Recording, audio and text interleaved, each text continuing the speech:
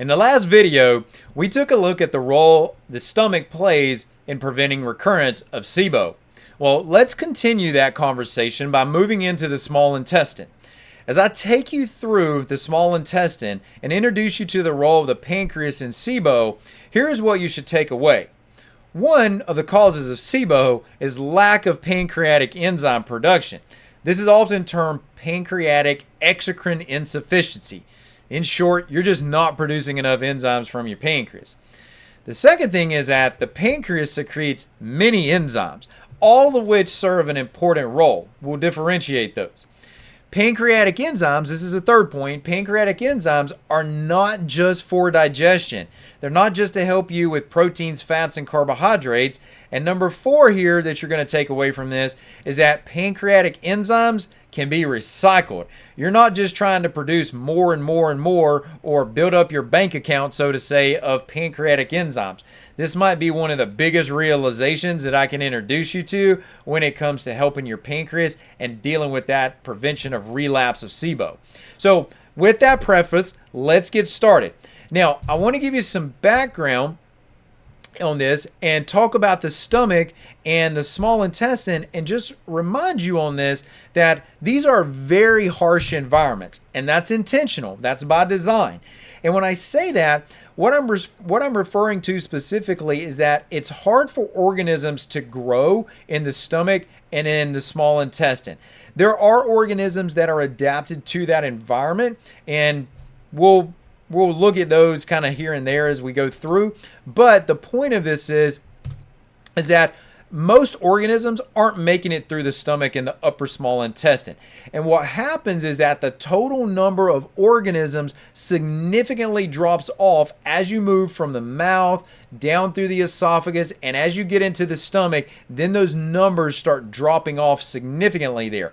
And the reason is because that's where your acid and your enzymes are being produced at, and they're promoting breakdown. They're not just breaking down food into smaller particles, they're breaking down other things that are moving through your gastrointestinal tract as well. So what happens when your small intestine becomes a more accepting environment and it's not as harsh as it should be? Well, let's answer that. So when we look at the small intestine, let's start off by talking about the pancreas. And when the pancreas is not functioning normally, remember, it should be secreting enzymes, but when there is a lack of pancreatic enzyme production, that enzyme production is triggered by hydrochloric acid. We talked about that in the last video. And when you release that hydrochloric acid, so now the acid is released in the stomach, follow me on this, the acid is released in the stomach, it triggers the release of enzymes from the pancreas, but as that contents leaves the stomach and moves into the upper small intestine where the pancreas is at, you're also secreting bicarbonate. Well, bicarbonate neutralizes that acid. So now, as things move into the small intestine, we're no longer dependent on acid. That's the important part here. We're dependent on enzymes and bile to continue the digestive process. They take over at this point. The work of acid took place in the stomach, and that's where it was limited to. And this is going to ultimately begin to affect our protein, our carbohydrate, and our fat digestion, and we end up with insufficient breakdown. And that leads to the ability of these overgrown bacteria to start to ferment. They begin to increase the fermentation process, and you perceive that as your symptoms.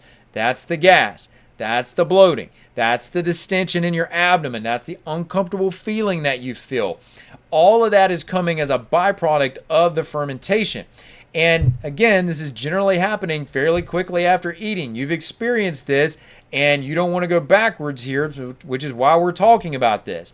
So the result is that when all this is happening, you get trapped in this vicious cycle. You increase the bacteria, there's the overgrowth of the bacteria, it's incomplete digestion, the bacteria ferment the food, the symptoms increase, and the bacteria flourish, and you start all over again, right? Well, none of that's ideal. So that takes us up to the pancreas secretes many enzymes. This is the second important thing. So I've told you how all this goes wrong. Well, the pancreas is key because it secretes a lot of enzymes. And we can break these down into 3 groups. These are called proteases, amylases, and lipases. So let's start with proteases. So some of the proteases that are produced are trypsin, chymotrypsin, elastase. These are helping to break down proteins. When we secrete amylase, amylase is breaking down carbohydrates, and lipase is breaking down the fats, but lipase also needs to be able to work with bile. The bile initially starts to break down the fats, and the lipase can finish this process off of fat digestion. But regardless of what your dietary strategy is, what type of diet you have, your enzymes are a must. So people talk about doing a keto, they talk about doing a carnivore, talk about just eating an overall balanced diet, right? So if you eat keto, you're probably going to have a higher fat intake and maybe you lean on lipase a little more. If you have a carnivore diet, you're going to have a higher protein intake and you're going to lean on protease a little more. If you eat a balanced diet, you're going to lean on all your enzymes probably relatively equally. And so any of these scenarios, if you have what I referred to as a decline in pancreatic exocrine function, so meaning that your pancreas doesn't release enzymes efficiently, it doesn't matter what your diet is, it doesn't matter what food you're taking in, you're not breaking that food down efficiently. And not only are you not breaking down food, you're not getting that daily every time you eat a meal secretion of that antimicrobial effect that should be killing off anything that is undesirable that's going through your gastrointestinal tract. Now, that is going to segue us into the third point, which I wanted to cover with you today, which is that enzymes are not just all about digestion. Digestion is definitely one of their important roles, but it's not the only role. So they have a very much an antimicrobial effect. They have to, because remember, you are no longer dependent on hydrochloric acid at this point in your gastrointestinal tract. We left hydrochloric acid in the very upper region of our small intestine because it was neutralized by bicarbonate. So that antimicrobial role has to be carried on by enzymes, and it has to be carried on by bile as well, which we're going to target in our next video. We'll delve all into the discussion around bile and why that one's so important. But just know that from an antimicrobial standpoint, the pancreatic enzymes and the bile, they're working together now, and they're the main ones that are keeping your environment in your small intestine under control. And they should be able to reduce the bacteria by literally 1,000 times.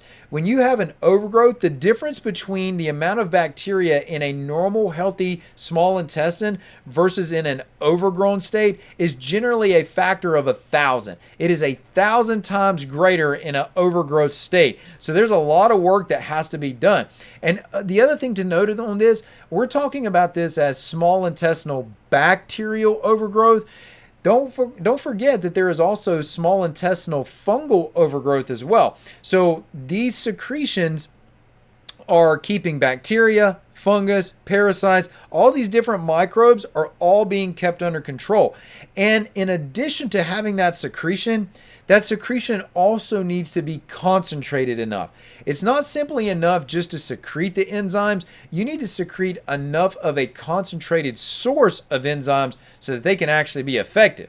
Think about it as having an adequate dose. You need an adequate dose of that antimicrobial enzyme to make sure that you're killing off these bacteria. So, has this been happening for you? Well, are you feeling depressed yet with all of this information that I'm giving you? Don't. There's good news and better news right around the corner here. So the good news is that enzymes can be replaced. The better news is that after you replace them, enzymes can be recycled. Once you get these levels consistently produced in the body, you're going to be able to recycle those through your system. So when it comes to enzyme replacement, let's start there. Let's start with the good here. When it comes to enzyme replacement, you want to time this with food consumption. You want to do it at the beginning of the meal or in the middle of the meal, but not at the end of the meal. Does that sound familiar? It's also the same strategy that I gave you with hydrochloric acid and pepsin replacement. So beginning or middle of a meal, but not at the end of the meal. And here's the other thing to note on this. You want to take multiple enzymes. So what I mean by that is that your pancreas doesn't just secrete protease. for proteins. It doesn't just secrete lipase for fats or just secrete amylase for carbohydrates. It's secreting all of these when it releases enzymes. So multiple enzymes make more sense. And you can see this as multiple enzymes listed out on a label, or you can see this also known as pancreatin. Pancreatin is a replacement source of enzymes that collectively supplies the protease, the amylase, and the lipase. And just like I told you that acids are best taken with enzymes, well, let me just say that the other way now, and that enzymes should be taken with acid, because if you have a decline in enzymes, part of that could be because you're also seeing a reduction of acid not triggering the enzyme release. So we want to make sure that we're covering everything that's wrong within the gastrointestinal tract completely. So you get better results when you take them collectively together over time. So that's the good. Well, let's talk about the better, which is the recycling. That's exciting. And this is different because the prior mindset when it came to enzymes was that the pancreas was just a reservoir, that you needed to be constantly replenishing your pancreatic reservoir. Like you needed to take more and consistently. But there's a new understanding around this, which is that pancreatic enzymes are recycled. They're used to digest, they go into circulation, and then they end up back in the pancreas to be used again. So it's not as if when you use them to digest that protein that you're burning it up, so to say, that you're no longer have it available for you. That's not the case. Instead, your benefit is that you're increasing your own levels over time. You're building up your enzyme account, right? So it's not like you just have to deposit more and more. Your body's becoming more efficient at being able to recycle and utilize the enzymes that it has available to it. Now, what about when it comes to replacement options? Well, when it comes to replacement options, again, we're looking at a very specific combination of acid and enzymes together. And this is, you want to look at something that has an easily scalable dose, meaning that if you need more, you can easily take more. If you need less, you can easily take less. And it's going to be, the option that I use for this is known as hydrozyme. And it works in my experience for nearly everyone because it is meeting all these, it's checking off on all these boxes that I'm telling you here. It can be scaled in dosing, it's going to combine with acid, and it's a very cost-efficient option. So it's not as if you're going to have to take this pharmaceutical pancreatic enzyme replacement with a high price tag for absolutely no reason whatsoever.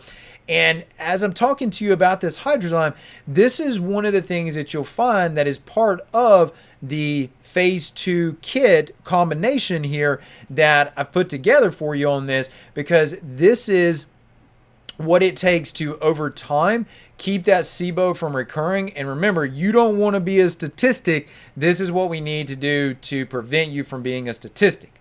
All right, that covers the pancreas and the enzymes that it produces. And there are still two important components to creating a long-term solution for you that you need to know about. So in the next video, we are going to deep dive into the gallbladder and bile which it produces. So do you think the gallbladder is only helping in fat digestion or just another disposable organ that it is often portrayed to be?